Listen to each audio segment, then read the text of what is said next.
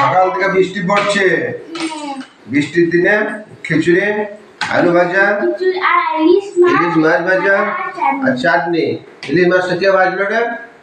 ও বাবা, তুমি ইলিশ মাছ ভেজেছো? বাবা বাবা, হেভি সেন্ট হচ্ছে। আর আলু ভাজাটা কে করলো? বাবা, তুই আলু ভাজা করছিস? আর খিচুড়ি চাটনিটা? মা করেছে। ও বাবা রে, দারুণ টেস্ট লাগে খেতে।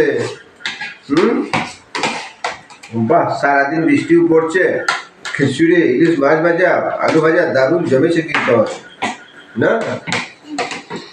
বন্ধুরা, তোমরা যদি কেউ খেতে চাও তাহলে আমাদের ঘর চলে আসবে। বাবারে, কটা বন্ধু নিমন্ত্রণ করবে?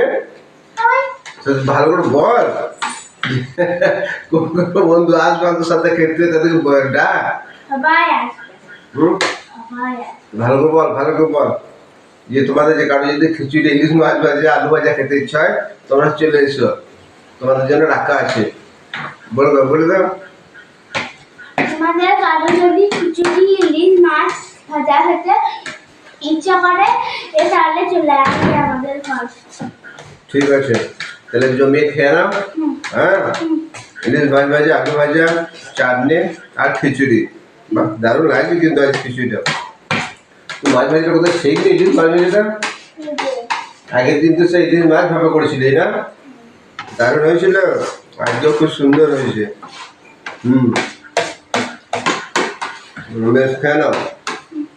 ঠিক আছে, জমিয়ে খেয়ে নাও, আরো রাখা আছে, দরকার হলে নেবে।